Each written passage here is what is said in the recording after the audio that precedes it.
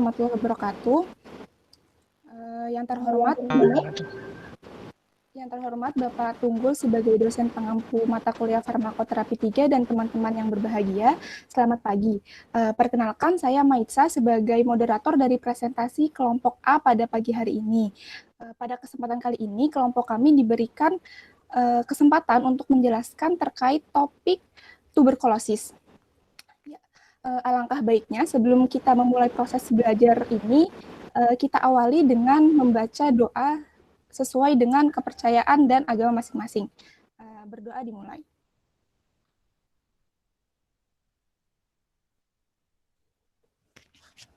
Ya, berdoa selesai. Selanjutnya, perkenalkan teman-teman, ini anggota dari kelompok A, bisa dibaca. Next. Selanjutnya. Ya, dan selanjutnya ini ada outline yang akan kami bahas pada pagi hari ini. Yang pertama ada patofisiologi penyakit tuberkulosis, lalu ada tanda dan gejala, faktor risiko penderita, prinsip terapi, pemilihan terapi obat pada pasien, monitoring keberhasilan terapi, monitoring ESO, pengobatan pasien, dan interaksi obat yang sering terjadi. Selanjutnya. Ya, tanpa banyak berbicara lagi, mari kita mulai pembahasan yang pertama akan disampaikan oleh Lucy. Kepada Lucy dipersilakan.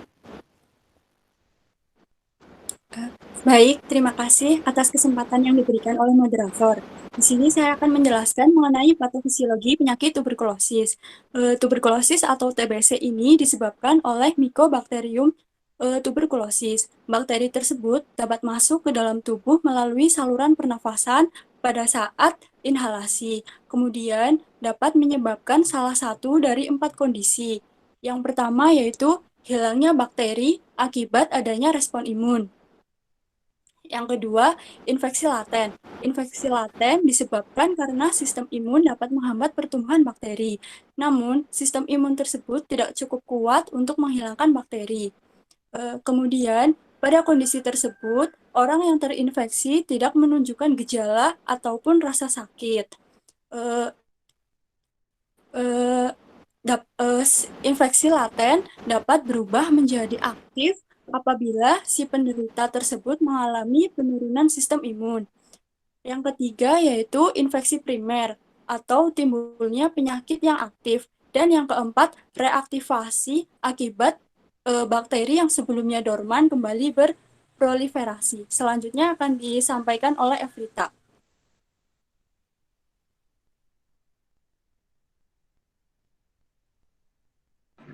Baik, di sini saya akan menjelaskan tentang infeksi primer. Jadi yang pertama, ketika Mycobacterium tuberculosis diagnosis, maka terjadi fagositosis oleh makrofag. Tetapi Mycobacterium tuberculosis ini dapat mengagalkan proses lisis bakteri karena menghasilkan suatu protein yang dapat menggagalkan fungsi lisosom dan fagosom. Setelah itu, bakteri yang tidak berhasil dilisiskan akan berproliferasi dalam makrofag. Dan makrofag yang terinfeksi oleh bakteri akan memproduksi sitokin dan kemokin. Sitokin dan kemokin ini akan menarik sel fagosit lain seperti monosit, neutrofil, atau makrofag lain. Dan sel fagosit yang terbentuk, maka sel fagosit tersebut akan membentuk granuloma atau yang disebut tubukel yang berisi sel fagosit dan bakteri yang masih aktif. Setelah tubukel terus membesar akibat dari bakteri yang terus berproliferasi, maka akan masuk ke nodus limfe. Hal tersebut disebut dengan gon kompleks. Karena bakteri terus berproliferasi dan menyebar ke nodus limfe, maka akan terbentuk sistem imun efektif. Jika kegagalan pembentukan sistem imun efektif, maka terjadilah milari tuberkulosis, di mana bakteri tersebut akan menyebar ke jaringan atau organ lain melalui darah. Selanjutnya, untuk tanda dan gejala akan dijelaskan oleh Maitsa. Ya, selanjutnya tanda dan gejala. Sebagaimana yang tadi sudah dijelaskan oleh Lucy ya, saat seseorang terinfeksi oleh bakteri Mycobacterium tuberculosis atau disingkat MTB, itu kan pertamanya itu infeksi laten terlebih dahulu atau biasa disebut latent TB infection, LTBI. Nah, LTBI ini tidak menunjukkan gejala klinis atau disebut dengan asimptomatik. Nah, lalu bagaimana kita mengetahui siapa-siapa saja orang yang terkena LTBI karena dia kan asimptomatik ya, tidak disadari. Nah, pertama kita dapat melakukan screening terlebih dahulu. Nah, orang-orang yang pernah berinteraksi dengan orang yang terinfeksi, lalu orang-orang yang berada dalam lingkungan endemik, dan orang-orang yang memiliki penyakit HIV itu memiliki kemungkinan terkena LTBI yang sedikit besar, ya memiliki kemungkinan terkena LTBI yang besar, maka dari itu diperlukan screening. Nah, setelah men-screening orang-orang yang dicurigai terkena LTBI ini, dilakukan pemeriksaan lanjutan. Dapat dilihat dengan tanda adanya gone kompleks pada hasil radiografi parunya, atau bisa juga dilakukan tes laboratorium 3-8 pekan dari hari pertama infeksi untuk mengetahui apakah pasien ini benar-benar LTBI atau tidak. Nah, pemeriksaan laboratorium yang dapat dilakukan ada dua. Yang pertama, tes darah atau disebut dengan interferon gamma release assay, disingkat IGRA. Jadi, IGRA ini prinsip ujinya adalah dengan mengambil sampel darah dan diuji serologinya apakah di dalam sampel itu terdapat interferon gamma yang merupakan sekresi dari sel T sebagai respon imun tubuh kita terhadap antigen spesifik bakteri MTB. Nah, selain melakukan tes IGRA, dapat juga dilakukan TST atau tuberculin skin test. Nama lainnya adalah tes Mantoux. Jadi, kalau TST ini, dia tesnya dengan menyuntikkan suatu zat ke dalam kulit lengan pasien.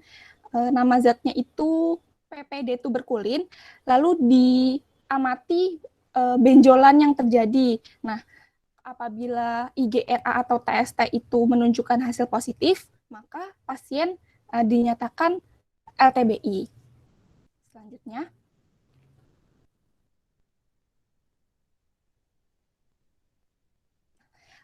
apabila LTBI tidak ditangani dengan baik, dapat berlanjut ke infeksi primer atau disebut progressive TB infection. Nah, pada tahap ini, penyakit TBC baru menunjukkan gejala klinis, diantaranya batuk berdahak selama lebih dari 2-3 pekan, lalu dahak bercampur dengan darah atau batuk darah, sesak nafas, badan lemas, nafsu makan menurun, berat badan menurun, malaise. Malaise itu gejala tubuh di mana tubuh itu merasa kecapean, letih, lemas seperti itu, lalu berkeringat di malam hari tanpa adanya kegiatan fisik, demam meriang lebih dari 1 bulan. Nah, akan tetapi tidak semua pasien yang memiliki gejala-gejala ini dapat dinyatakan sebagai pasien TBC karena ada beberapa penyakit paru lain yang juga memiliki gejala serupa. Maka dari itu diperlukan tes laboratorium untuk memastikan bahwa pasien ini benar-benar terinfeksi MTB atau tidak. Tes yang dapat dilakukan itu, yang pertama ada pemeriksaan dahak mikroskopis.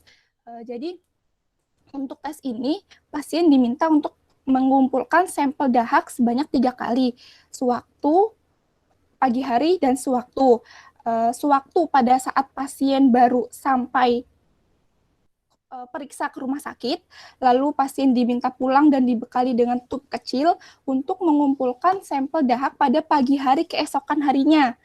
Nah, setelah itu pasien diminta untuk kembali ke rumah sakit untuk mengambil sampel dahak sewaktu kembali dan mengumpulkan sampel dahak yang pagi hari ini. Jadi yang ini 1 hari, yang ini 1 hari, totalnya 2 hari. Nah, kenapa perlu dikumpulkan 3 kali pengumpulan sampel seperti ini supaya untuk menjamin mutu kualitas dari hasil laboratoriumnya. Nah, setelah terkumpul 3 sampel dahak ini, dilakukan kultur, dan apabila ditemukan biakan bakteri Mycobacterium tuberculosis, maka pasien dinyatakan positif TBC. Nah, setelah ada biakan bakteri MTB ini dapat dilakukan untuk uji sensitivitas antibiotik rifampisin. Nah, selain melakukan pemeriksaan dahak mikroskopis, dapat juga dilakukan dengan TCM atau tes cepat molekuler. Tes TCM ini bernama Expert MTB atau RIF. MTB itu nama bakterinya, RIF itu rifampisin. Jadi TCM ini tes molekuler otomatis untuk MTB dan resistensi terhadap rifampisin dengan menggunakan hemi-nested real-time polymerase chain reaction atau PCR. Jadi tes cepat molekuler ini dengan mengumpulkan sampel dahak dan otomatis langsung mengetahui hasilnya apakah positif MTB dan terkait resistensinya terhadap antibiotik rifampisin. Selanjutnya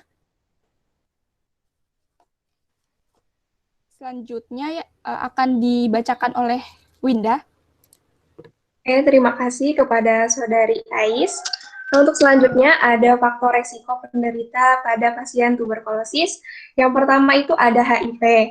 Nah, orang yang menderita HIV ini 15-22 kali atau lebih beresiko tinggi terhadap tuberkulosis. Nah, koinfeksi HIV juga dapat memperburuk kondisi tuberkulosis, sementara tuberkulosis juga dapat meningkatkan replikasi terhadap HIV.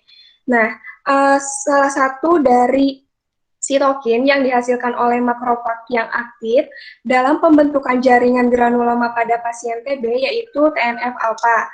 Nah, TNF-alpha ini merupakan salah satu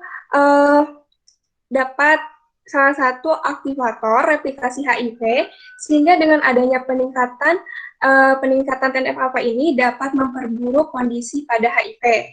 Nah, dari infeksi HIV ini dapat menurunkan respon imun terhadap melawan Mycobacterium tuberculosis, sehingga dapat meningkatkan reaktivasi si tuberkulosisnya.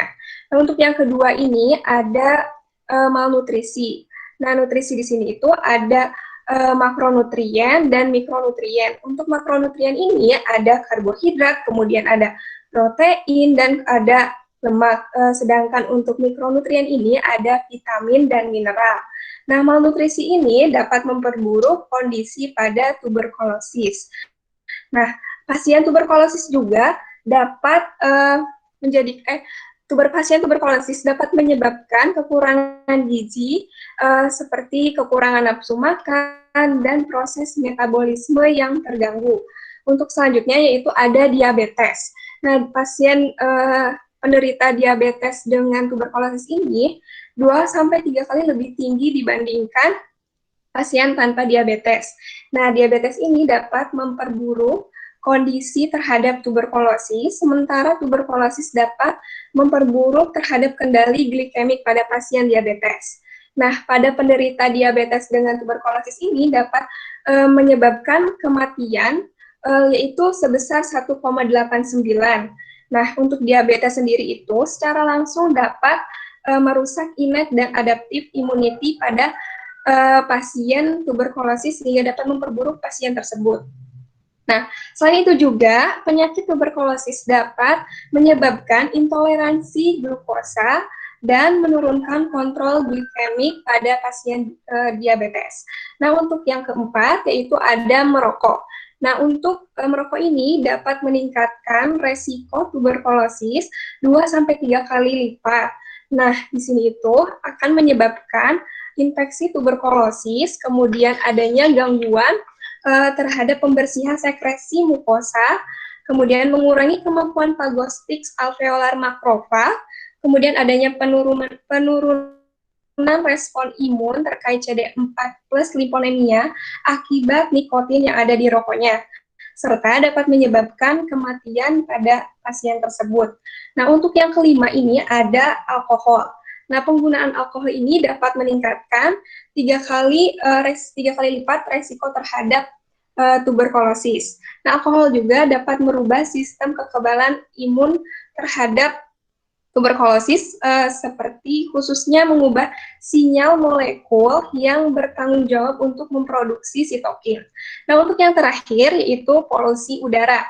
Nah, asap biomasa ini dapat merusak fagostik makrofag dan pembersihan bakteri. Nah, di sini pembakaran biomasa terbukti untuk melepaskan partikulat besar seperti contohnya karbon monoksida, kemudian nitrooksida, kemudian ada formaldehid, hidrokarbon poliaromatik yang dapat mengendap di alveoli sehingga menyebabkan kerusakan yang cukup besar. Terima kasih. Selanjutnya akan dijelaskan oleh Rifda.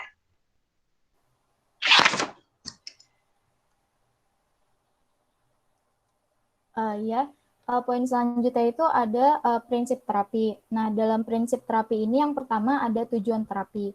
Nah, tujuan terapi dari TB ini menurut Peraturan Menteri Kesehatan Nomor 67 Tahun 2016 tentang penanggulangan tuberkulosis itu ada 4 poin.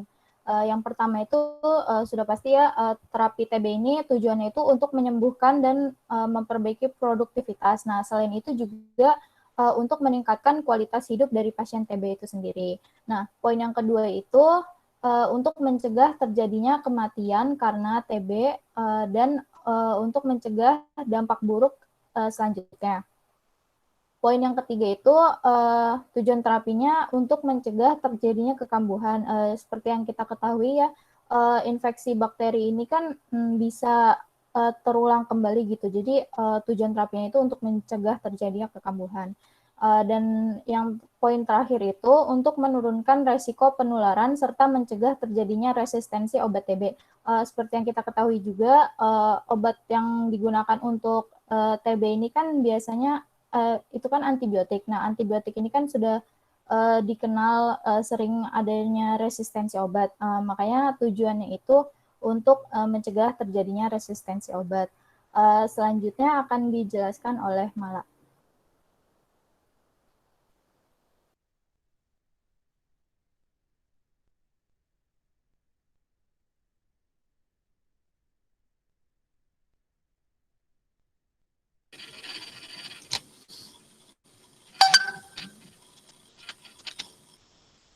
Ya, untuk apakah terdengar suara saya? Halo? Terdengar jelas. Kedengaran, Mbak?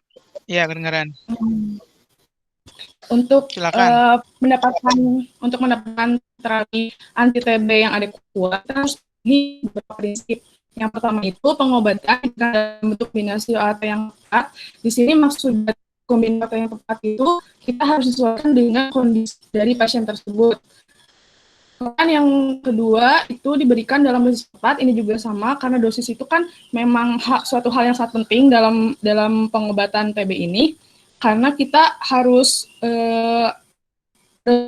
dalam lebih mencari pemilihan terapi setelah ini. Lalu yang ketiga diminum secara teratur dan diawasi secara langsung oleh PMO sampai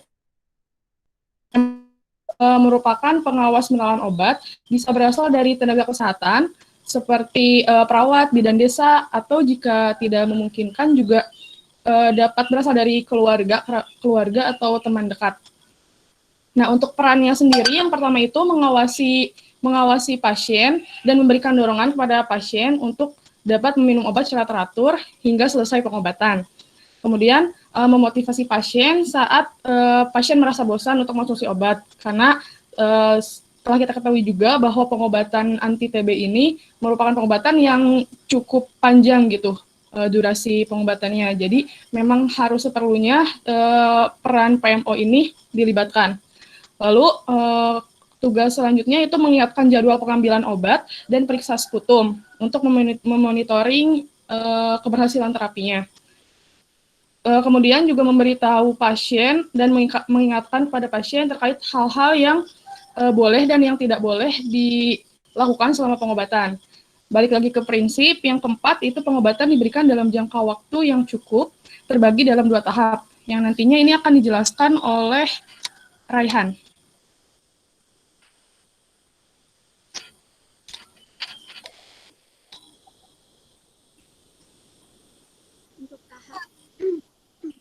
Untuk tahap awal pengobatan TB ini Bisa di slideshow? Sebentar, Pak. Mbak Ayu, tolong di slideshow. Oke.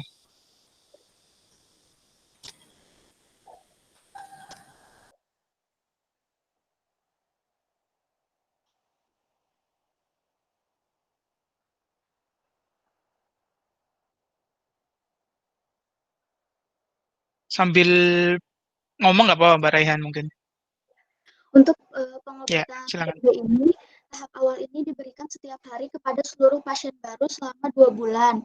Tujuannya yaitu untuk menurunkan jumlah bakteri yang ada dalam tubuh pasien secara efektif dan meminimalisir pengaruh dari sebagian kecil bakteri yang mungkin sudah resisten sejak sebelum pasien mendapatkan pengobatan.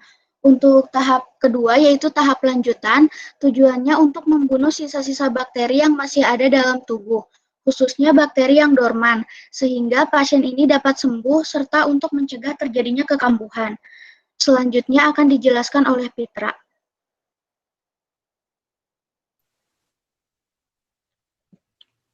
Selanjutnya yaitu untuk terapi antituberkulosis pada pasien tanpa adanya kondisi tertentu itu mendapatkan obat lini pertama, yaitu ada rifampicin, isoniazid, pirasinamid, dan etambutol.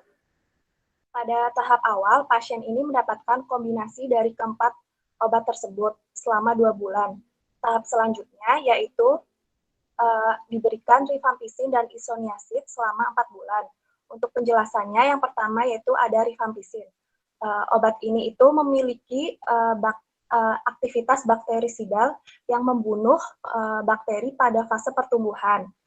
Rifampicin ini itu dapat mengurangi durasi terapi hingga 6 bulan apabila dikombinasikan dengan pirasinamid. Yang kedua itu ada isoniazid. Mekanisme isoniazid ini yaitu menghambat sintesis asam nikolat bakteri tuberkulosis. Pada wanita hamil yang mendapatkan isoniazid direkomendasikan mendapatkan pirodoksin dengan dosis 25-50 mg per harinya. Isoniazid ini itu memiliki efek samping berupa hepatotoksitas. Oleh karena itu, pasien itu perlu dimonitoring oleh adanya gangguan hati. Yang ketiga itu ada pirasinamid. Pirasinamid ini itu memiliki aktivitas bakterisidal dan berperan dalam sterilisasi bakteri di dalam makrofag dan tempat inflamasi. Pirasinamid ini itu digunakan pada ibu hamil dan menyusui. Di antara semua obat lini pertama, pirasinamid ini yang memiliki efek samping hepatotoksitas yang paling besar. Sekitar 70% metabolit pirasinamid dieliminasi oleh ginjal, sehingga perlu adanya pengurangan pada dosis. Untuk yang keempat yaitu ada etambutol. Etambutol ini mekanismenya yaitu menghambat sintesis arabinoglaton, di mana arabinoglaton ini itu merupakan salah komponen yang penting yang ada di dinding sel bakteri tuberkulosis. Nah, etambutol ini itu dapat digunakan pada ibu hamil dan menyusui. Pada wanita dengan usia produktif, tidak disarankan untuk menggunakan kontrasepsi hormonal, karena dapat terjadinya interaksi obat yang menyebabkan efektivitas kontrasepsi berkurang, sehingga dianjurkan untuk menggunakan kontrasepsi non-hormonal. Efek samping utama dari etambutol ini yaitu mengalami gangguan pada penglihatan, sehingga penggunaan untuk anak-anak sebaiknya dihindarkan. Lalu dosis yang digunakan yaitu obat isoniazid, dosis pada anak-anak yaitu 10 mg per kilogram pada rentang 7-15, dan dosis pada dewasanya itu 5 mg per kilogram. Untuk obat rifampicin, untuk dosis pada anaknya itu 15 mg per kilogram, untuk dosis dewasanya itu 10 mg per kilogram, dan untuk obat pirasinamid, dosis pada anak itu 35 mg per kilogram, dan dosis pada orang dewasa 25 mg per kilogram, dan untuk obat etambutol, dosis pada anak 20 mg per kilogram, dan pada orang dewasa dosisnya 20 mg per kilogram. Selanjutnya akan dibahas oleh Nabila. Selanjutnya, terapi tuberkulosis pada kondisi khusus. Yang pertama, pemilihan terapi tuberkulosis pada pasien HIV. Pasien yang terinfeksi oleh HIV dan tuberkulosis disarankan untuk setiap hari harus menerima antiretrovirus atau ART secara bersamaan dengan antituberkulosis. ART idealnya itu diberikan Mbak Nabila selama... bisa videonya dinyalakan, Mbak? Ya udah nyala, Pak. Belum kelihatan ya? Videonya? Sudah dinyalakan. Oke, ya. Oh ya. Oke, ya. Ya, sekarang udah. Silakan, ya. Antiretrovirus ini idealnya diberikan selama 2 minggu pada pasien dengan jumlah CD4 kurang dari 50 sel per mikroliter. Dan selama 8-12 minggu itu dengan jumlah kurang dari 50 sel per mikroliter. Selanjutnya, pemilihan terapi tuberkulosis pada pasien hamil dan menyusui. Untuk obat-obatan isoniazid, rifampicin, pyrazinamide, ethambutol, sebenarnya itu tidak kontraindikasi pada kehamilan. Namun, pengobatan ini memerlukan tindak lanjut klinis yang ketat dengan cara pemantauan tes fungsi hati setidaknya setiap bulan karena resiko hepatotoksisitas yang tinggi. Pada penambahan vitamin B6 dengan dosis 25 sampai 50 mg per hari direkomendasikan untuk semua wanita hamil agar mencegah isoniazid induced neuropati. Obat-obatan tadi seperti isoniazid, rifampicin, pyrazinamide, dan ethambutol itu tidak kontraindikasi untuk menyusui. Ini slide-nya.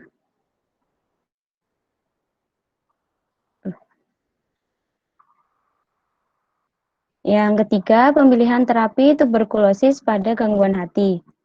Yang pertama itu pengobatan tanpa pyrazinamide. Pyrazinamide ini sering terlibat DILI. DILI itu Drug Induced Liver Injury. Kemudian pengobatan tanpa isoniazid dan pyrazinamide itu diperuntukkan untuk pasien penyakit hati lanjut. Regimen dengan sedikit atau tanpa potensi hepatotoksisitas untuk pasien dengan penyakit hati yang parah dan tidak stabil. Yang keempat, pemilihan terapi tuberkulosis pada pasien diabetes. Pasien diabetes itu menunjukkan tanda dan gejala klinis tuberkulosis seperti batuk, penurunan berat badan, atau memiliki riwayat yang berhubungan dengan pasien tuberkulosis, itu sebaiknya dilakukan screening tuberkulosis. Selanjutnya, pasien juga perlu dilakukan penyesuaian dosis berdasarkan berat badan pasien karena diabetes dapat berpengaruh terhadap farmakokinetik obat tuberkulosis.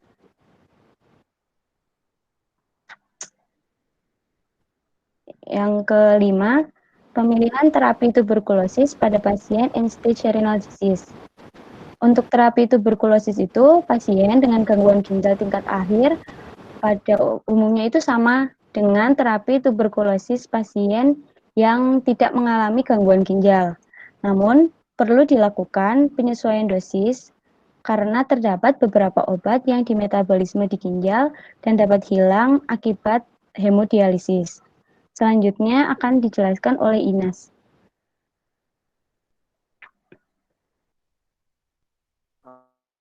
Jadi untuk alur tata laksana diagnosis dan pengobatan dari tuberkulosis yang resisten obat itu, pertama pada pasien yang terduga tuberkulosis, sedikit mengulang penjelasan yang sudah disampaikan tadi, perlu dilakukan tes cepat molekuler.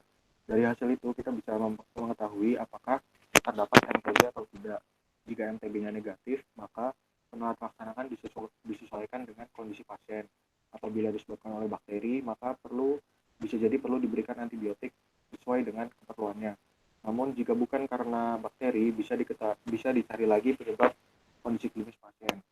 Namun jika hasil tes cepat molekuler menunjukkan TB dengan hasil berupa masih sensitif terhadap rifampicin, maka pengobatan TB dilakukan dengan obat antituberkulosis lini pertama seperti yang sudah dijelaskan tadi. Dan jika hasil dari TCM ini menunjukkan TB yang rifampicin resisten, maka diperlukan pengiriman spesimen untuk uji LPA kedua dan uji kepekaan. Jika sudah dilakukan, maka bisa langsung memulai pengobatan setelah mengevaluasi kriteria-kriteria berikut.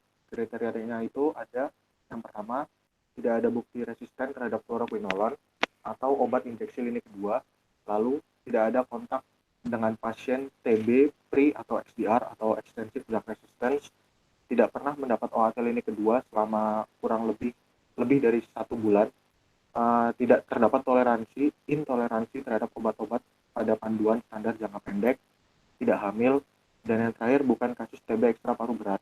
Contohnya meningitis TB, tuberkuloma otak, atau dan lain-lain. Jika pasien sudah memenuhi kriteria itu, maka pasien bisa mendapatkan panduan standar jangka pendek, yaitu obatnya bisa di next dulu mungkin slide-nya.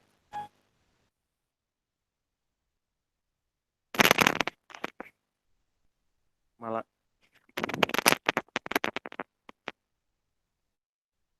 contohnya itu ada kanamisin, etionamid, isoniazid, oxifloxacin, clofazimine, ethambutol, dan pyrazinamid. Dan ada not tambahan, pengobatan tahap awal diperpanjang sampai 6 bulan jika belum terjadi konversi BTA pada bulan keempat. Balik lagi Mal ke slide sebelumnya. Slide sebelumnya Mal. Sebelumnya lagi. Nah, namun jika pasien tadi tidak memenuhi kriteria panduan jangka pendek,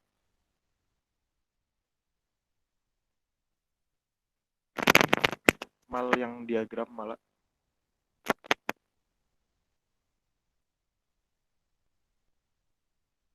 Nah, di sini jika pasien tidak memenuhi kriteria pengobatan jangka pendek atau sudah mendapatkan panduan standar jangka pendek namun terapinya masih tidak berhasil, maka pasien bisa mendapatkan panduan individual.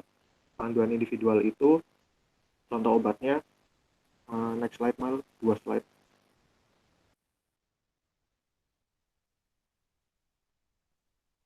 Nah, ini ada contoh obat dari panduan terapi individual. Jadi untuk penggunaan terapinya ini ada ketentuannya. Jadi yang pertama itu untuk pengobatan dimulai dengan setidaknya 5 obat TB yang diperkirakan efektif dan terdapat 3 obat dari obat grup A dan 2 dari grup B. Namun jika dari itu saja tidak cukup, maka bisa ditambahkan dengan obat grup C. Bisa dilanjutkan. Lanjut ke monitoring keberhasilan terapi.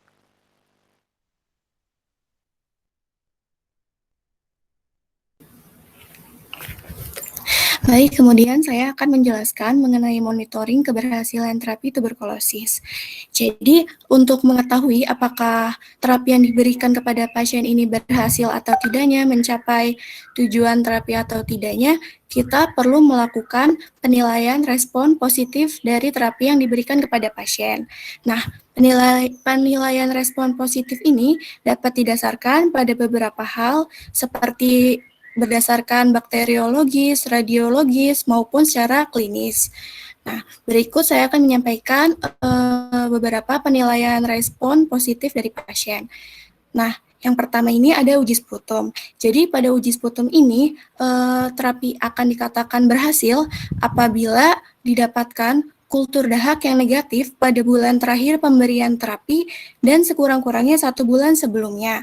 Nah, untuk durasi terapi pada pasien TBC ini bervariasi, dimulai dari 6 bulan untuk pasien yang susceptible kepada obat tuberkulosis atau pasien yang peka terhadap obat tuberkulosis, dan juga dapat diperpanjang pada pasien yang resisten terhadap tuberkulosis.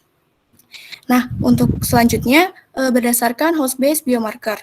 Nah, pada host-based biomarker ini dilakukan uji fungsi paru-paru dengan tes spirometri. Nah, kenapa dilakukan tes spirometri ini? Karena pada sebagian besar pasien tuberkulosis ini mengalami gangguan fungsi paru-paru, baik itu dengan pola obstruktif maupun restriktif, sehingga perlu dilakukan uji fungsi paru-paru ini.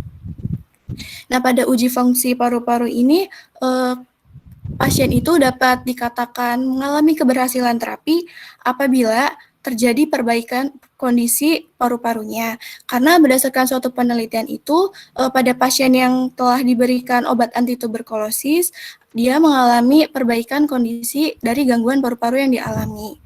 Nah, kemudian selain itu dapat juga didasarkan pada kondisi klinis pasien. Seperti sudah dijelaskan sebelumnya, pada tanda dan gejala pasien tuberkulosis mengalami penurunan nafsu makan, kehilangan berat badan, dan sebagainya. Nah, berdasarkan hal tersebut, kita dapat menilai bahwa pasien akan mengalami keberhasilan terapi apabila pasien ini mengalami peningkatan nafsu makan dan berat badan, hilangnya demam, dan berkurangnya intensitas batuk atau hilang. Nah, selanjutnya akan dilanjutkan oleh Marietta Fenty.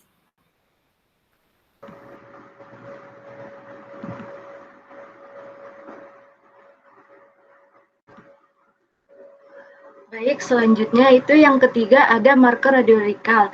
Nah, marker radioradikal ini merupakan suatu tanda yang diberikan pada hasil foto pemeriksaan radiologi. Nah, pemeriksaan radiologi yang dilakukan di sini yaitu radiografi dada atau ronsen dada. Nah, pemeriksaan radiografi dada ini banyak dilakukan pada pasien dengan gejala TB meskipun hasil tes diagnosisnya itu dia kurang spesifik. Adapun hasil dari radiografi dada ini dia akan memperoleh sebuah skor. Skor ini dinamakan dengan skor Timika. Skor Timika ini merupakan skor numerik sederhana yang menilai tingkat keparahan radiografi untuk memprediksi status konversi sputum 2 bulan. Nah, pada pasien TB yang mengalami konversi sputum ini, dia itu awalnya pasien yang sudah terdiagnosis TB dengan hasil pemeriksaan BTA-nya itu positif. BTA itu basil tahan asam. Dan setelah diberikan terapi obat anti tuberkulosis minimal 2 bulan ini, dia akan mengalami konversi dengan hasil pemeriksaan BTA yang terakhir akan menjadi negatif. Lalu selanjutnya ada tuberkulosis skin test. Nah, tadi kan sudah sempat dijelaskan oleh Maitza ya terkait tuberkulosis skin test. Nah, tuberkulosis skin test ini merupakan suatu uji untuk mendiagnosa TB laten, serta dia dapat menentukan adanya infeksi Mycobacterium tuberculosis dalam tubuh manusia. Hasil dinyatakan negatif apabila indurasi yang terbentuk itu kurang dari 10 mm.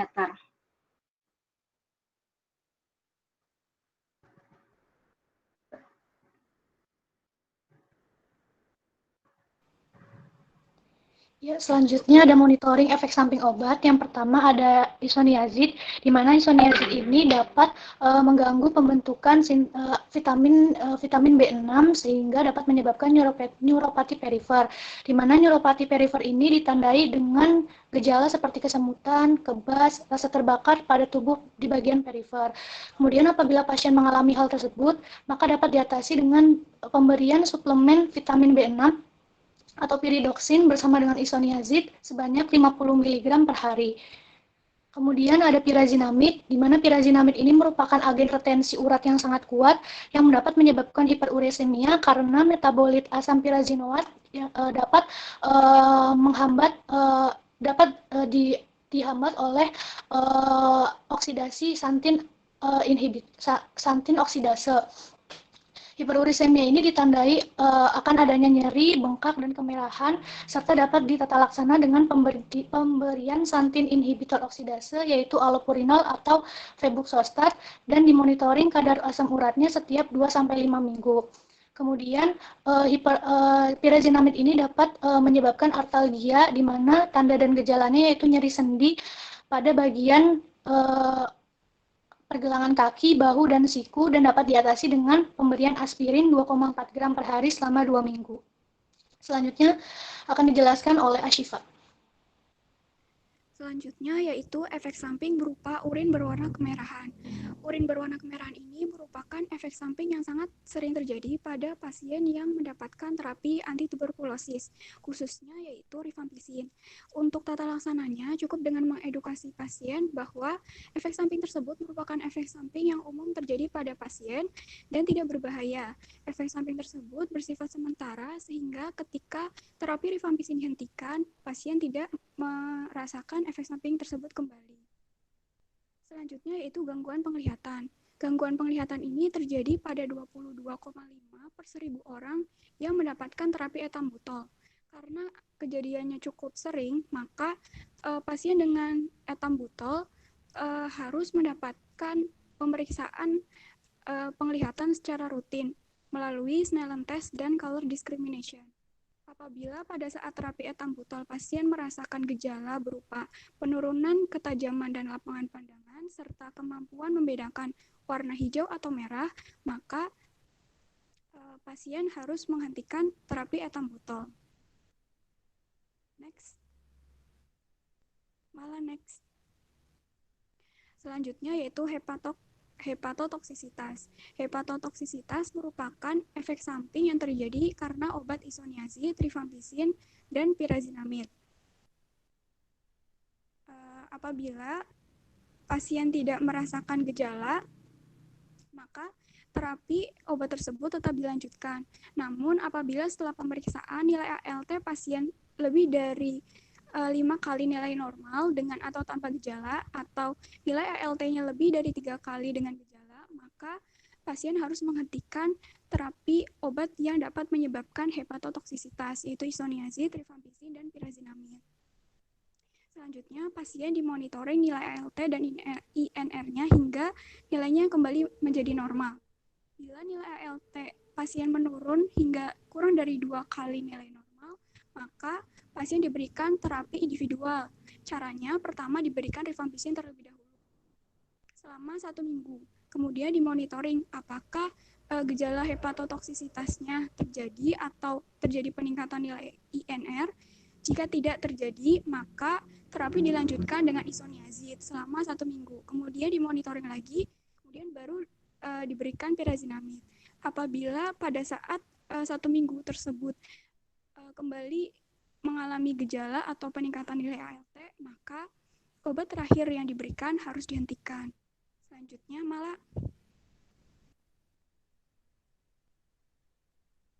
Selanjutnya yaitu ruam. Ruam merupakan efek samping yang hampir dirasakan, hampir semua obat antituberkulosis di lini pertama, yaitu isoniazid, rifampicin, pirazinamid, dan etambutol. Gejalanya berupa kemerahan dan gatal-gatal pada kulit.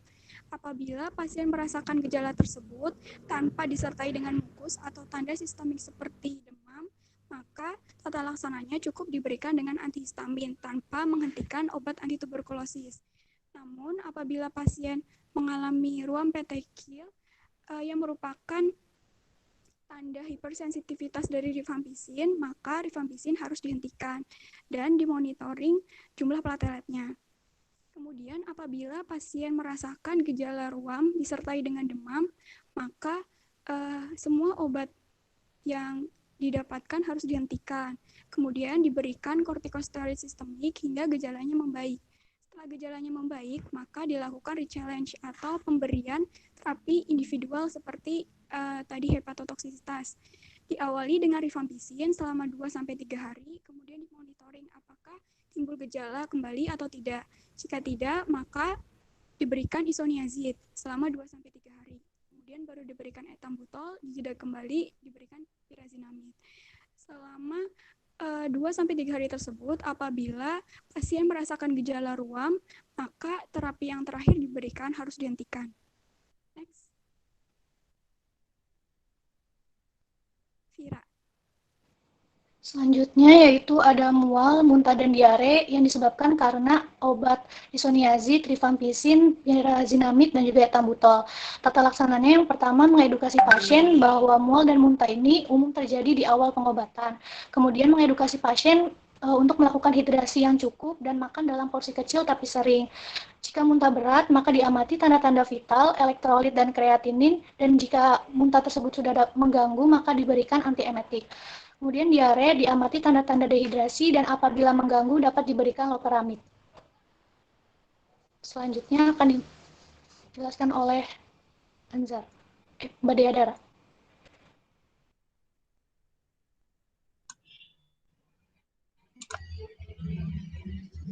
Selanjutnya ada interaksi obat yang sering terjadi. Yang pertama ada isoniazid dan rifampisin. Penggunaan isoniazid secara bersamaan dengan rifampisin dapat mengakibatkan terjadinya interaksi rifampisin dapat meningkatkan metabolisme isoniazid yang menghasilkan formasi hidrazin yang merupakan pembawa hepatotoksik. Efek dari penggunaan kedua obat secara bersamaan ini dapat meningkatkan hepatotoksisitas pada pasien. Nah, interaksi rifampisin dengan isoniazid ini termasuk dalam interaksi farmakokinetik tahap metabolisme dengan kategori signifikansi klinis serius atau mayor, yaitu yang menimbulkan efek yang berpotensial membahayakan individu atau dapat mengakibatkan kerusakan yang secara permanen sehingga perlu dilakukan monitoring fungsi hati setiap bulan, terutama bagi penderita penyakit hati, atau dilakukan penghentian salah satu atau kedua obat. Selanjutnya ada interaksi rifampisin dengan pirazinamid yang dapat menimbulkan interaksi di mana pirazinamid dapat menurunkan kadar rifampisin. Interaksi rifampisin dengan pirazinamid termasuk dalam jenis interaksi farmakodinamik sinergisme dengan kategori signifikansi klinis serius atau mayor yang mengakibatkan adiktif hepatotoksisitas. Penggunaan kedua obat ini dapat berpotensi membahayakan individu. Oleh karena itu, perlu dilakukan monitoring fungsi hati setiap bulan, terutama bagi penderita penyakit hati. Selanjutnya, ada interaksi obat antara isoniazid dengan pirazinamid yang dapat meningkatkan toksisitas yang juga dapat menyebabkan adiktif hepatotoksisitas. Interaksi isoniazid dengan pirazinamid termasuk dalam jenis interaksi farmakodinamik kategori signifikansi minor. Penggunaan kedua obat ini dapat diberikan karena efek yang dihasilkan ringan dan pengobatan tambahan tidak diperlukan. Namun diperlukan monitoring fungsi hati terutama pada pasien dengan gangguan fungsi hati. Lalu pada interaksi rifampisin dengan isoniazid, rifampisin diketahui menginduksi enzim metabolisme obat fase 1 dan fase 2. Beberapa di antaranya ada CEP1A, CEP2A, CEP2C, CEP2D6, 2E1, dan CEP11B1. Kadar enzim meningkat akan meningkatkan aktivitas metabolisme dan lebih cepat mendegradasi obat-obatan yang digunakan untuk penyakit lain. Hal ini dapat menyebabkan kegagalan terapi obat yang digunakan. Isoniazid juga diketahui menghambat CEP1A2, CEP2A6, CEP2C9, CEP2C19, CEP2E1, dan 3A. Jadi bila obat yang dimetabolisme oleh enzim di atas diberikan kepada pasien yang menggunakan OAT, ada risiko keracunan obat karena metabolisme yang terganggu. Selanjutnya akan dijelaskan oleh Anzar.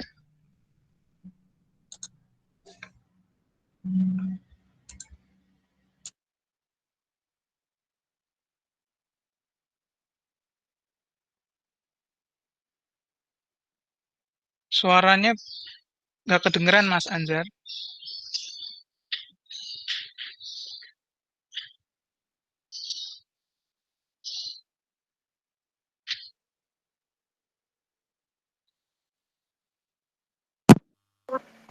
Tes. Dengar tidak, Pak? Ya, udah. Oke, Ya. sekarang. Ya, yang pertama, karena dapat mempengaruhi profil farmakokinetika dari obat-obat ini. Pertama, antituberkulosis, yaitu isoniazid, rifampisin, etambutol, dan pirazinamid. Jadi ini penelitian yang dilakukan oleh Lin et al. Yang di atas ya tabelnya. Ini penelitian RCT yang menguji makanan yang mengandung karbohidrat 50%, kemudian protein 20%, dan lemak 30%. Ini mempengaruhi Tmax atau T 10 jam dan Tmax dari keempat obat ini. Dapat dilihat Tmax keempat obat menurun, kemudian AUC-nya juga menurun, dan Tmax-nya meningkat. Kemudian selanjutnya penelitian review dari Arutbeck et al. Ini makanan secara umum juga mempengaruhi absorpsi rifampisin menjadi berkurang sebanyak 26%, dan konsentrasi dalam plasmanya juga berpengaruh atau terpengaruhi hingga 36%. Kemudian makanan secara spesifik yaitu yang pertama lemak, ini menurunkan Tmax isoniazid sebanyak 32-51% dan AUC isoniazid sebanyak 30%. Dan yang terakhir karbohidrat ini juga mempengaruhi absorpsi dan konsentrasi dari isoniazid, yaitu absorpsi berkurang hingga 57% dan konsentrasi dalam plasma isoniazid berkurang hingga 30%. Kebanyakan interaksi Dengan makanan ini terjadi pada fase absorpsi, sehingga pengatasannya yaitu dengan menjeda pemakaian, yaitu 1 jam sebelum makan dan juga 2 jam setelah makan atau 2 jam setelah makan. Selanjutnya,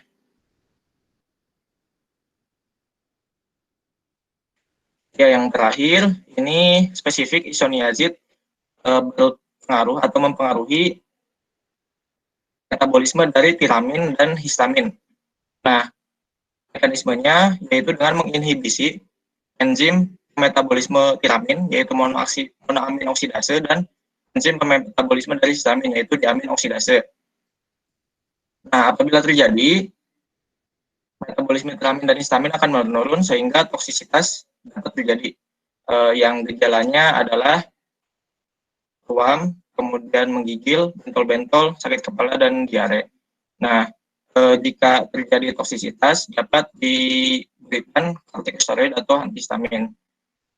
Makanan-makanan yang mengandung tiramin itu seperti keju, terus keledai, intinya makanan yang diawetkan dan juga daging-daging yang diawetkan seperti sosis, dan juga kalau histamin itu banyak terkandung pada ikan-ikan yang sudah agak basi seperti tuna, salmon yang agak udah lama. Ya, kemudian diserahkan kembali kepada moderator.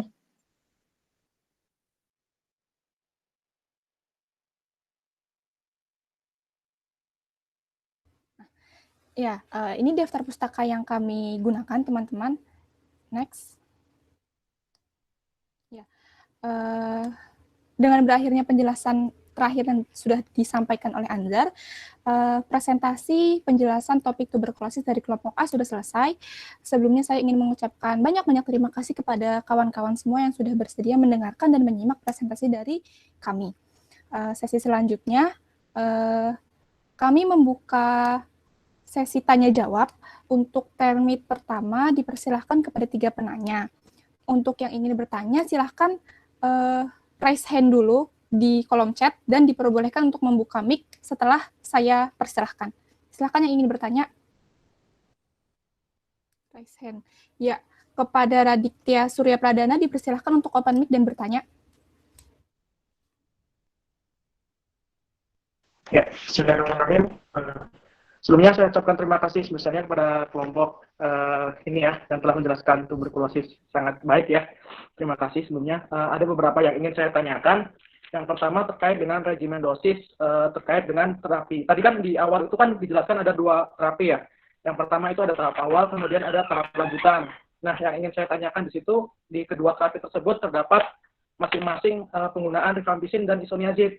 Apakah dari regimen dosis masing-masing obat tersebut sama ataukah berbeda? Kemudian pertanyaan selanjutnya, tadi sempat mendengar penjelasan dari Inas ya, terkait dengan pasien yang mengalami kekambuhan itu menggunakan yang guideline yang terapi panjang tadi ya, terapi individual yang panjang ya. Nah, yang ingin saya tanyakan tuh tadi kan cuma sepintas saja ya. Yang ingin saya tanyakan bagaimana sih regimen dosis yang patut kita praktek di praktisi nantinya. Mungkin itu sih kurang lebih. Terima kasih. Ya, terima kasih kepada Raditya Surya. Silahkan kepada teman-teman yang lain. Anissa Dwi Sasanti dipersilahkan untuk open mic dan bertanya. Terima kasih sebelumnya kepada kelompok A yang sudah memberikan presentasi dengan baik. Di sini saya ingin bertanya, pada panduan individual, kan disebutkan bahwa jika panduan tidak dapat dibentuk dengan obat dari kelas A dan kelas B saja, obat dari kelas C juga dapat ditambahkan untuk melengkapi panduan. Nah, kriteria seperti apa ketika kita akan menambahkan obat dari kelas C tersebut, dan apakah ada batas minimal pengobatan ketika kita awal menggunakan obat A dan B, kemudian kita ingin menambahkan obat C, apakah ada kriteria waktu untuk sebelum menambahkan obat C tersebut? Terima kasih. Mohon maaf, Anissa Dwi Sasanti, saya ulangi pertanyaannya. Tadi tuh nanya kriteria untuk menambahkan kelas C. Lalu, ya, betul. Lalu ketika ketika kita awal terapi, kita menggunakan semisal kita hanya menggunakan kelas A dan kelas B. Nah, kemudian apakah ada kemungkinan kita bisa menambahkan obat dari kelas C? Dan jika ada, itu kira-kira ada batasan waktu tidak setelah kita mengonsumsi obat dari kelas A dan kelas B? Ya, baik, terima kasih Anissa Dwi Santi. Untuk termit pertama, dipersilakan kepada satu orang penanya lagi, dipersilakan.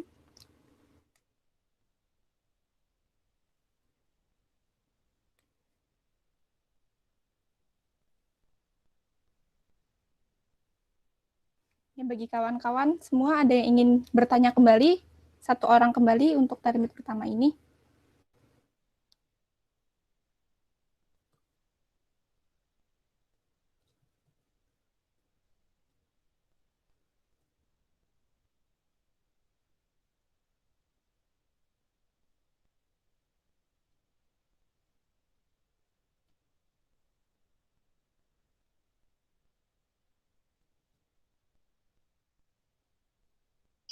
Saya yang nanya ya, boleh ya, Iya, Mbak? Pak. Iya, silakan, Pak. Oke, sambil itu. Ini mungkin sambil nunggu. Ini berarti ada teman-teman yang tadi kan sudah ada 2 pertanyaan. Tolong yang satu kelompok sambil nyari ini ya. Sambil nyari jawaban yang tadi sudah ditanyakan soal nomor 1 nomor 2. Saya nanya ini, Mbak. Kenapa kok bakteri TB ini sangat powerful ya? Apa namanya, terapinya harus sampai 6 bulan, kemudian apa istilahnya kombinasinya sekian banyak antibiotik ya, ada kalau tadi kita dengarkan kan 4 di fase awal tuh 4 antibiotik, kemudian lanjutan 2 antibiotik, itu kira-kira kenapa, Mbak? Tuh. Ya, baik, Pak. Terima kasih, Pak. Kami tampung terlebih dahulu ya, Pak.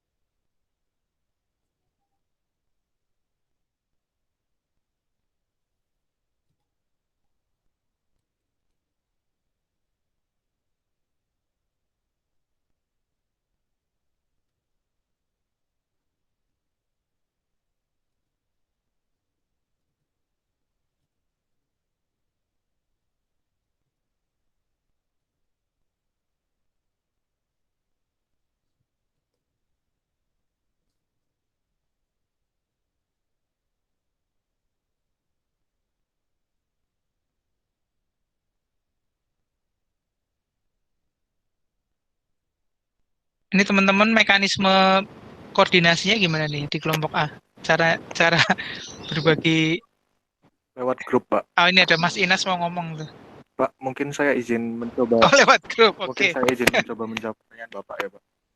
Karena penyakit TB ini termasuk penyakit kronik dan perjalanan penyakitnya ini panjang, Pak. Serta karena bakteri yang berperan dalam penyakit TB ini sifatnya intraseluler, Pak. Jadi tidak bisa ketika penggunaan obat masuk ke pembuluh darah langsung mencegah atau mengurangi adanya bakteri ini loh, Pak. Kalau sepaham saya itu, Pak.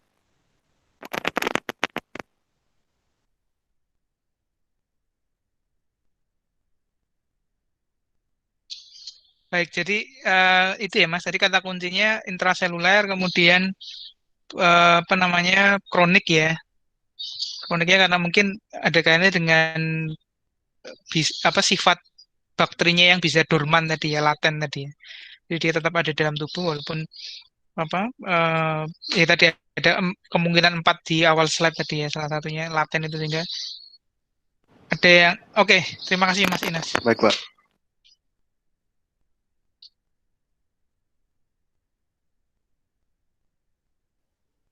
Selanjutnya mungkin kami akan mencoba untuk menjawab pertanyaan nomor 1 yang dari Adit. Akan dijawab oleh Nada. Nada, dipersilahkan.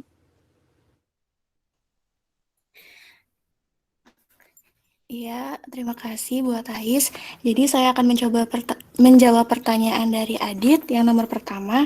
Tadi Adit menanyakan bahwa pada tahapan intensif maupun pada tahap lanjutan ada obat-obat yang sama yang digunakan. Nah, itu apakah regimennya sama atau berbeda? Nah, yang kami temukan itu regimen dosis maupun frekuensi penggunaannya pada tahap intensif maupun lanjutan itu sama.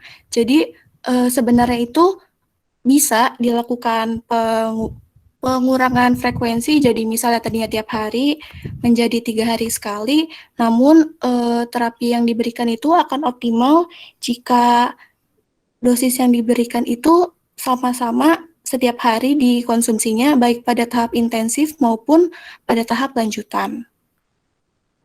Sekian, terima kasih.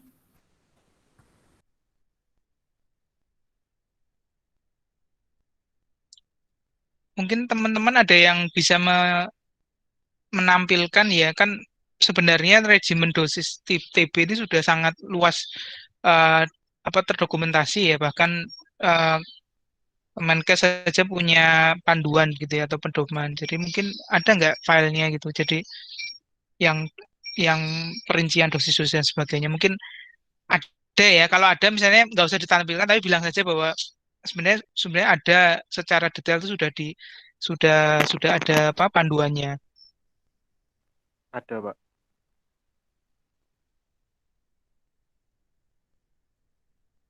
Maksudnya dijelaskan panjang gitu. Bahwa siapa sudah ada apa gitu ya.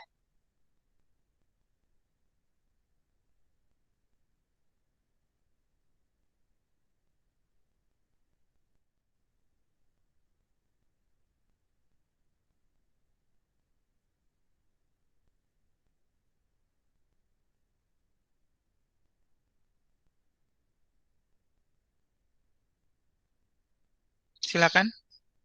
Halo? Halo? Iya, Pak.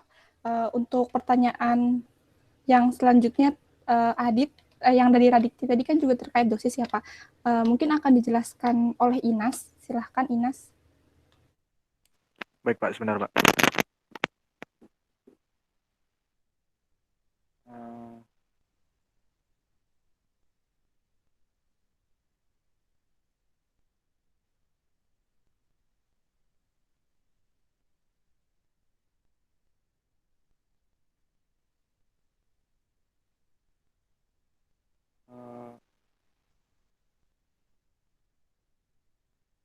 Benar, Pak. Jadi tadi kan dijelaskan ada terapi jangka pendek, dan ini bisa dilihat di sini dosis-dosis dari masing-masing obat yang terdapat pada terapi jangka pendek. Untuk dosisnya itu juga disesuaikan dengan berat badan. Setelah itu untuk pertanyaan dari Adit yang terapi jangka panjang,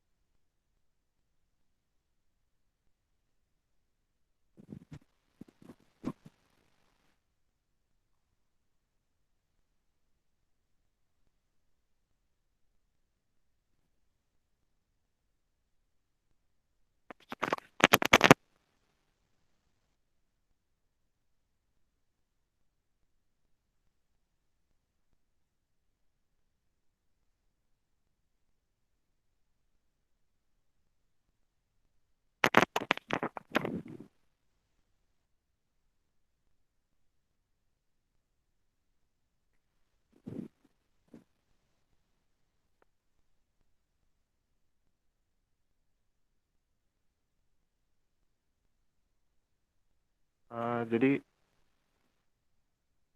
ini ya Adit untuk terapi dari terapi jangka panjangnya. Apakah terlihat ya? Pilihannya ada banyak di sini. Kelihatan. Jadi memang ada guideline khususnya gitu loh untuk masing-masing dosisnya. Apakah cukup menjawab, Adit? Ya, terima kasih. Nah, saya sudah menjawab. Mungkin cukup itu. Terima kasih ya.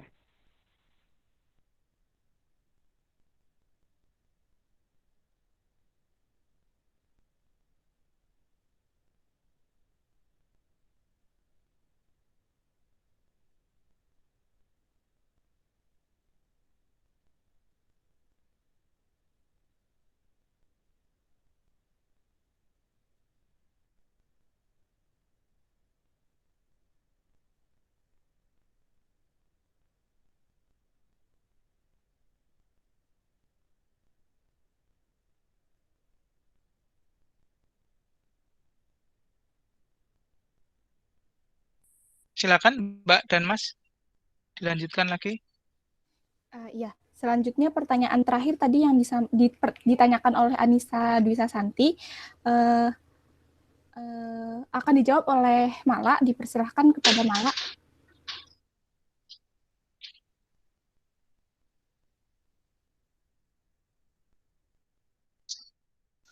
Ya, izin menjawab pertanyaan dari Sasa. Untuk pertanyaannya itu tadi kriteria untuk penambahan obat C ya? Kriteria obat C-nya itu harus kayak gimana saat ditambahkan ke kelas A sama B ya, saya? Ya, Mal. Nah, kalau dari yang sudah kami temukan, itu kriterianya itu asalkan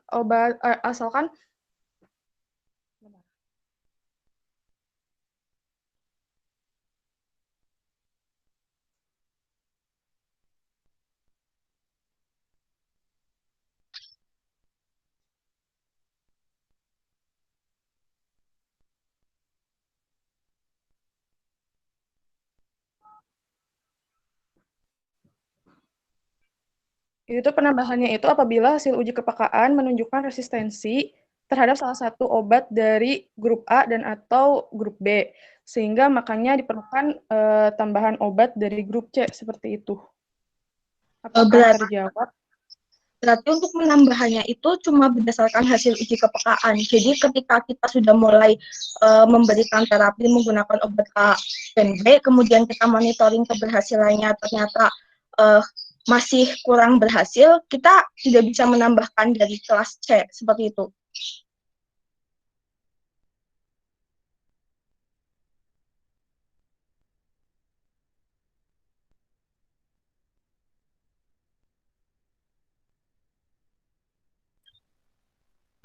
Mungkin ingin mencoba membantu menjawab. Jadi kalau misal ada hasil yang menunjukkan bahwa setelah pengobatan dilakukan masih terdapat BTA, maka pengobatan itu akan disesuaikan dengan obat-obat yang masih sensitif terhadap obat-obat yang masih sensitif gitu.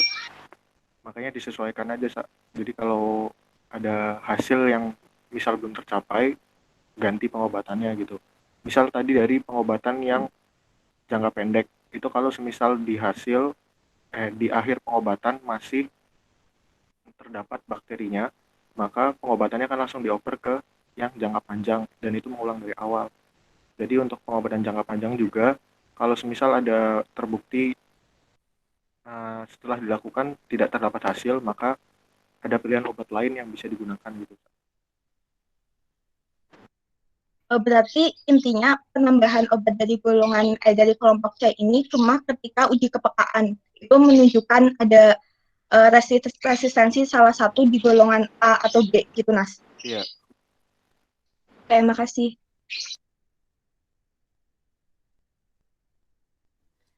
Ada pertimbangan ini juga nggak, apa adverse drug reaction-nya? Misalnya munculnya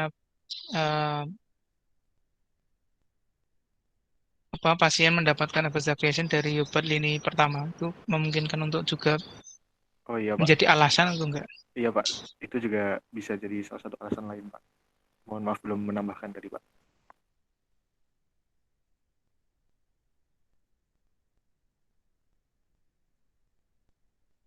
Cukup Ines dan Sasa. Ya cukup. Pertanyaan yang kedua, berarti juga nggak jadi. Yang batas waktu itu ya? Berarti nggak akan ada batas waktu kan kalau gitu, kalau dari jawaban Ines. Iya, jadi tidak ada batas waktu, disesuaikan dengan uji kepekaan terapinya. Oke, terima kasih atas jawabannya. Ya, mohon maaf Pak, ingin bertanya, ini kan sudah pukul 11.19 ya Pak, apakah sudah boleh dicukupkan dan ditutup presentasinya Pak? Ya, baik, sudah cukupkan nggak apa Mbak? Ya, terima kasih. Kalau begitu, terima kasih. Baik teman-teman sekalian, terima kasih. Sila, ya silakan ditutup dulu. Ya, terima kasih kepada teman-teman yang sudah bertanya dan menyimak presentasi dari kelompok kami pada pagi hari ini. Kurang lebihnya mohon maaf. Kami pamit undur diri. Wassalamualaikum warahmatullahi wabarakatuh. Waalaikumsalam warahmatullahi wabarakatuh. Baik, kelompok A dan juga kelompok B dan C yang juga tadi berpartisipasi untuk mendengar dan bertanya juga. Saya kupas terjadi, artinya Anda cukup baik presentasinya dan mungkin ini menjadi standar paling tidak teman-teman yang nanti minggu depan dan minggu depan tidak seperti ini ya, minimal cara bagaimana menggunakan presentasi. Dan apa namanya, secara umum sudah dijelaskan tadi ya oleh teman-teman di kelompok A tentang bagaimana TB mulai dari patofisiologi, kemudian uji laboratorium, kemudian tanda dan gejala, kemudian tujuan terapi, kemudian pendosisan, sampai kemudian pilihan obat, apa namanya, kriteria-kriteria ketika keberhasilan terapi, sampai kemudian kalau tidak berhasil, sampai kemudian apa yang harus dilakukan kalau tidak berhasil, monitoring dan seterusnya. Jadi memang untuk TB seperti saya sampaikan tadi itu sudah banyak sekali apa ya, didokumentasikan dan menjadi domen karena memang angka kejadiannya tinggi, termasuk di Indonesia juga tinggi, sehingga mengapa apa namanya, kemudian pemerintah ini menjadi salah satu prioritas penyakit yang kemudian ingin apa ya, ingin dituntaskan adalah TB ya, TB, sehingga ada yang namanya PMO tadi mungkin disampaikan oleh penyaji tentang PMO ya, apa, pendamping minum obat. Jadi bagaimana kemudian terapinya tadi Anda sudah mendengarkan ya, jangka panjang ya, panjang sampai 6 bulan, dan kalau berhenti di tengah jalan maka tadi mengulang dari awal dan seterusnya, termasuk kemudian ada apa namanya, kemungkinan untuk menularkan ya, sangat mudah menularkan ke orang sekitar, maka kemudian PMO ini jadi sangat penting. Kalau Anda di puskesmas atau di desa-desa itu banyak sekali orang-orang yang menjadi pendamping minum obat. Ya nggak cuma di desa, di kota juga. Jadi ini menjadi penting untuk kemudian memastikan pasien apa, compliance atau patuh untuk terapi yang sangat-sangat panjang, karena juga karena obatnya banyak kombinasi, maka adverse reaction-nya juga akan banyak, termasuk tadi yang paling banyak adalah hepatotoksik ya, hepatotoksik. Sehingga tadi ada monitoring di hati, kemudian dan seterusnya. Saya tadi tanya, memang saya ingin tahu, saya tadi terlintas kok TB itu powerful sekali ya. Saya buka searching aja, what tuberculosis so hard ya untuk disembuhkan. Jadi memang salah satu jawabannya di sini tadi Mas Ika sudah menjawab, karena dia intraseluler, kemudian ada fase dorman. Jadi fase dorman itu menjadi sangat penting teman-teman sekalian, karena di dalam tubuh kita dan suatu ketika dia akan menjadi aktif ya, atau reaktivasi. Dan sini disampaikan, Anda bisa googling itu kenapa why tuberculosis is so hard ya.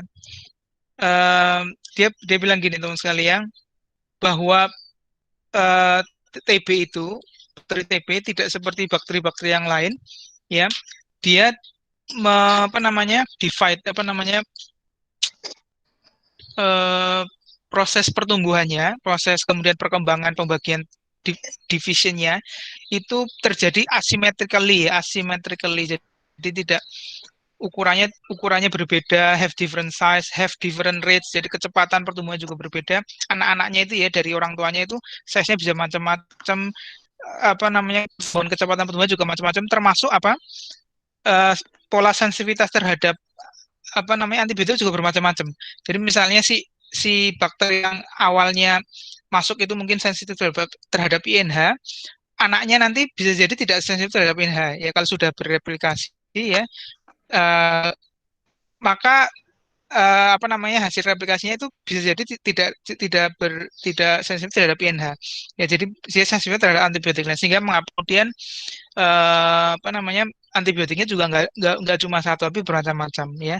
Kemudian sini sampaikan ya, ini tadi itu penting sekali, mycobacterial cells divided asymmetrically ya. Ya, jadi widely different size and growth rates ya. Jadi kecepatan rates apa pertumbuhannya tidak sama ya. Kemudian kalau yang apa parent yang sel-sel yang orang tuanya itu tumbuhnya misalnya apa lambat, kalau yang kalau yang anakannya itu sel divisinya lebih cepat ya.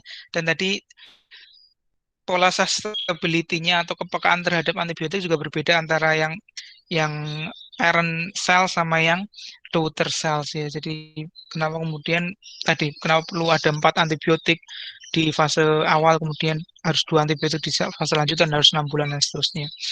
Oke, mungkin itu yang bisa saya sampaikan teman-teman sekalian.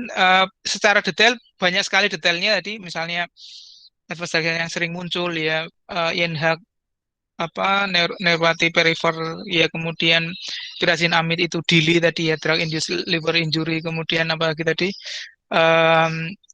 rifampicin ya, warnanya merah apa, kemudian ada interaksi obat. Lah interaksi obat itu ya jelas terjadi, wong obatnya sudah dikombinasikan ya. Jadi kombinasinya kan kalau Anda ingat apa HZE ya, isoniazid, pirazinamid, rifampicin, etambutol, dan diantara 4 itu berinteraksi. Jadi interaksinya memang mau tidak mau tidak apa namanya ya memang terjadi ya, karena memang obat itu digunakan bersama-sama. Tinggal bagaimana tadi monitoringnya ya, monitoring kemudian kondisi pasiennya, apakah dia punya risk factor terjadi hepatotoksitas dan seterusnya. Kemudian terkait dengan interaksi obat dan makanan juga penting sekali, ternyata besar sekali interaksi obatnya. Jadi tadi ada apa namanya angka UC, kemudian T max dan seterusnya, ternyata terpengaruh sangat besar karena ada makanan, sehingga kemudian pemberiannya juga harus dijeda ya. Tadi penjedaannya gimana ya tadi Mas siapa terakhir itu yang presentasi itu? Dijeda 1 jam sebelum tadi makan yang bagian sama terakhir.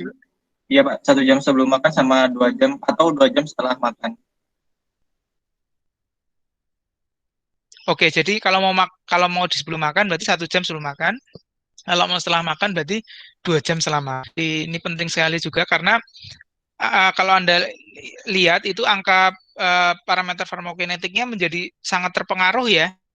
Dan ketika terpengaruh kemudian bisa jadi efeknya juga akan terpengaruh. Jadi ini penting juga untuk yang pasien ataupun pendamping minum obat untuk memahami bahwa TB dengan makanan itu sangat signifikan ya. Jadi tadi 1 jam sebelum makan atau 2 jam sebelum makan ya, supaya kadar konsentrasinya terpenuhi dan tidak terpengaruh oleh makan. Baik, itu yang bisa saya sampaikan teman-teman. Saya sekali lagi mengucapkan selamat dan terima kasih. Ini presentasi kelompok cukup bagus. Nanti mohon kelompok B dan C paling tidak minimal seperti ini ya. Saya mengharap bisa improve, tapi minimal seperti ini sudah sangat bagus. Saya sudah dengan model presentasi yang sudah disampaikan atau dilakukan oleh teman-teman di kelompok A, dan tadi tanya jawabnya juga cukup cepat ya. Oke, silakan sekali lagi yang untuk kelompok B dan C teman-teman diminta nanti setengah 12 saya buka kuisnya di Eldiru. Waktu pengerjaannya 20 menit, soalnya 15. Kemudian teman-teman juga setelah itu saya minta untuk menilai presentasi yang sudah disampaikan kelompok A. Dan untuk kelompok A sendiri ya saya minta juga ke Eldiru untuk menilai teman, jadi menilai teman yang lain di kelompok. Itu semua sudah dari Eldiru, silakan diklik saja. Nanti ada kliknya mungkin 1 tapi pilihannya banyak, nanti turunannya banyak. Jadi Mbak siapa ini Maitsa, nanti Mbak Maitsa akan menilai berapa, satu grup ada berapa di grup A ini? Di grup A ada berapa mahasiswanya? Ada Oke, katakanlah 13 16, Pak. Ya. 16 ya, di grup A ada 16, maka Mbak Maitsa akan menilai 15 teman yang lain ya. Dan seterusnya, biar ada saling menilai satu teman dengan teman lain, dan penilaiannya itu berbasis proses kemarin, jadi proses ketika Anda sama-sama membuat presentasi ini. Baik, saya tutup. Terima kasih ya atas semuanya, atas kontribusi dan tambahan ilmu yang sudah diberikan. Saya tutup. Assalamualaikum warahmatullahi wabarakatuh. Waalaikumsalam warahmatullahi wabarakatuh. Waalaikumsalam warahmatullahi wabarakatuh. Terima kasih Pak. Terima kasih. Waalaikumsalam.